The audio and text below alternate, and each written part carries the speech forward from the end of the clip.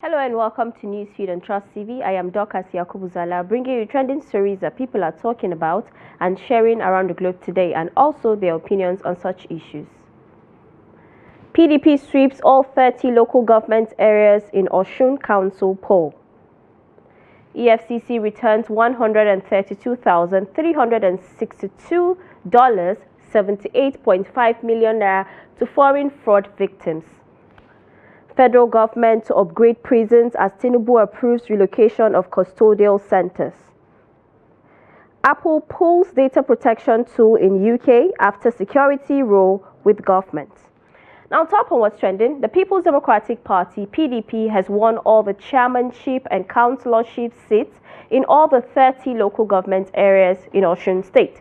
The chairman of the Osun State Independent Electoral Commission, Hashim Abioye, announced this at a press conference on Saturday. Now reacting, someone said, Davido effect. Man knows what to do and when to do it. PDP needs to partner with Davido to win 2027 presidential election. Just thinking. Next one says, APC sweeps their states, PDP sweeps theirs. It's all right. And one Adioti Wakili is alleging that no election in Osun State, not selection, asks good people of Osun. Election concluded by 8:30 a.m.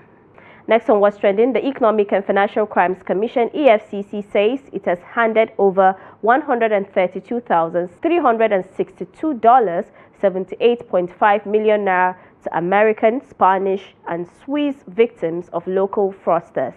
The Commission described the move as a gesture of its commitment to tackling economic and financial crimes and offering restitution to victims of fraudulent practices.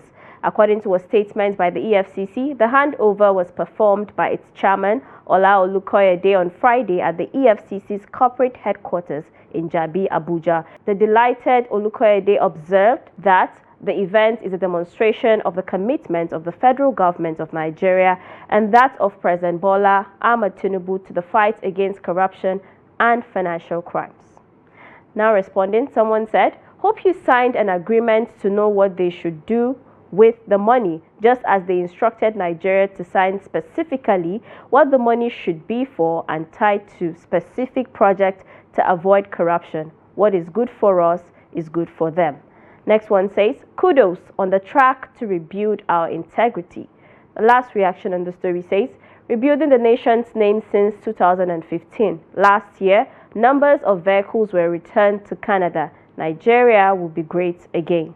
Next on what's trending, the Federal High Court in Lagos has ordered the permanent forfeiture of $4.7 million, 830 million naira, and multiple properties linked to the former governor of the Central Bank of Nigeria, Godwin Emefiele. Justice Yelim Ogoro, in a judgment delivered on Friday, also ordered the final forfeiture of investments worth $900,000 traced to one of Emefiele's close relatives, Anita Joy Omoile. The court also ordered the final forfeiture of another $4.4 million worth of investment traced to Deep Blue Energy Services Limited, as well as another sum of 283 million naira in Zenith Bank traced to Liman Investment Limited area, 20,000 euros and 1,999.50 pounds traced to Exact Codes Bureau de Change, all companies leaked to Omoile. Now reacting, one Olani wrote, just wonder how you feel now. You were a rich man before you got to work for the government. Former MD of a great bank in Nigeria. Greed is really a spoiler. Next reaction reads, but in another case, this same court allegedly allowed someone that stole from a state to pay 500 million to walk away with 80 billion. Next reaction is from one Evergreen Grace, and it reads, Oga CBN Governor, waiting you come gain for all way you gather for yourself. The enemy of a black man is a black man. Next on what's trending, the federal government has revealed plans to discontinue its visa on arrival policy, describing it as unsustainable and a potential security risk. The Minister of Interior, Dr. Olubunmi Tunji Ojo, disclosed this at the graduation ceremony of 100 officers of the Nigeria Immigration Service who underwent a 5-day specialized training on the application of advanced passenger information passenger name record data in national security and law enforcement at the service headquarters, Abuja. Explaining the benefits of a data-driven visa system, Tunji Ojo said, quote, "We believe it is better for us to make decisions based on objectivity rather than subjectivity. Of course, that will lead to the cancellation of the visa on arrival process because visa on arrival, we understand, is not a system that works. I don't expect you to just come to my country without me knowing you're coming in. No, it's never done anywhere," close quote. According to the minister, advanced passenger information systems will be deployed at the land borders. Also, new regulations will require pre-arrival clearance from Interpol, criminal record systems, and other background check agencies in real time. Now reacting, one Olawole wrote, "The government should be thinking of having diplomatic relations with other countries to enable her citizens to also freely visit other countries without visa. These are developments that makes a passport stronger. How many countries can Nigerians visit with no visa? Visa application does not guarantee security. What it does is the ability to get at the airport and the internal system such as policing. Yes, we need to keep data, and this can be done at the airport by immigration officers. All they need to do is to have a system that scans one's passport and automatically keep the record and store the details of the persons, which includes the name, address, date of birth, even the picture of the passport, and run it across databases such as Interpol, etc. to ascertain if this person is fit to enter the country." One user is advocating for a visa-free policy to all African citizens. And the last reaction on the story says, "This clearly shows he has no knowledge of visa on arrival. Kindly check thematic on the aviation system to verify which countries offer visa on arrival for Nigerian citizens. Also consider improving your security system and advancing passenger processing to collect their data upon arrival.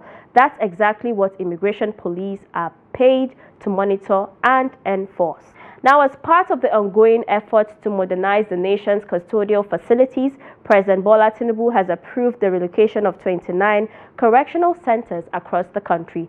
The Minister of Interior, Dr. Olubunmi Tunji Ojo, stated this during the commissioning of 39 newly acquired vehicles and 5 bullet-resistant guard boots for the Nigerian Correctional Service in Abuja on Friday. Tunji Ojo noted that many of the existing correctional facilities, such as those in Suleja, Niger State, and Ikoyi, Lagos State, were established in the 19th century and were outdated. The minister emphasized the urgent need for modernization to improve the conditions for both correctional officers and inmates, noting that the relocation was part of a larger plan to address the infrastructural challenges that have hindered the effectiveness of the correctional system. He also reassured the public of the government's commitment to reform, saying, quote, "We have to solve these problems one by one, and I want to assure you that the process of relocating these correctional centers has already started," close quote. Tunji Ojo further noted that the move was essential for the creation of a more effective and rehabilitative correctional system, stating that the current facilities no longer meet modern standards. Now, the first reaction on the story says, "Make una first improve and modernize where normal people they stayed before prisoners." One Benjamin is asking, "What about Kiwi Kiwi?" And the last reaction is from one Gold West Sprint, and it says, "God forgive me that Ikoyi own una one allegedly sell the land or use them for one mini estate. Nothing do that place, abeg." And let's take a quick break. We're back in no time. To stay with us. Welcome back. In case you're just joining us, you're watching Newsfeed on Trust TV. And the president of the Dangote Group, Alhaji Aliko Dangote, has revealed that the Dangote Petroleum Refinery currently has over 500 million liters of petrol in its reservoir. He also said the refinery now produces enough fuel for local consumption and export. Dangote spoke during a tour of the $20 billion Lekki-based facility with the Zambian Minister of Energy, Makozo Chikote, on Saturday. The Zambian official visited the Dangote refinery in Lekki, Lagos State, seeking collaboration with the founder to help solve the country's energy security issue. In his address during the tour, Dangote said the refinery currently has 600 billion naira worth of stocks in its tank farm. He said the plant will reach its 650,000 barrels per day full production capacity next month, adding that Nigeria cannot consume up to 50% of its refined products. Now reacting, someone said, "We are ready to buy from you. Reduce your price." Next one says, "As you have enough, please still bring it down like 400 per liter." The last reaction on this story is also talking about the price, and it says, "Bring them down to 350 or 400, then we will know you are ready." Now, in a series of coordinated operations across 3 states, the Nigeria Immigration Service has arrested 155 foreigners. The foreigners were arrested for cybercrimes and unauthorized entry into the country.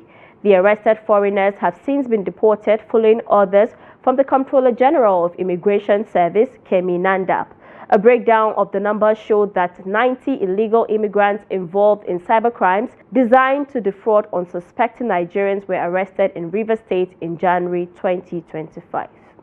Now, one Chineye wrote, "Very good, so that immigrants in Nigeria don't take Nigeria as anyhow place." Next reaction says, "What's good for the goose is good for the gander.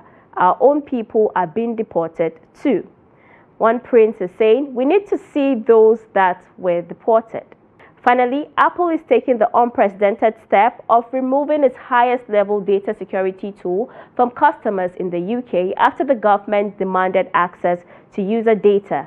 Advanced data protection means only account holders can view items such as photos or documents they have stored online through the process of end-to-end encryption. But earlier this month, the UK government asked for the right to see the data, which currently not even Apple can access.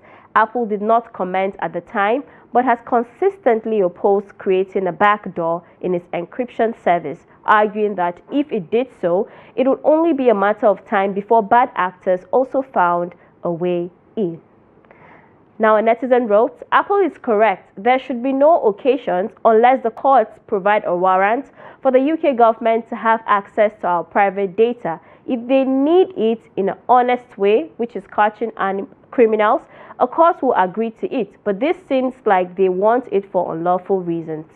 Next one says, "So it's okay for the UK government to spy on its people, but anyone else is a serious infringement on their privacy?" The last reaction we're taking on the program today is from one Craig, and it says, "I wonder if any UK lawyers can advise on if a class action civil suit could be brought against the UK government for violating GDPR, data protection, or the thought of misuse of private information." And that's a wrap on the program today. Do also follow us across all our social media platforms for more programs, news, and documentaries. Until next time, goodbye.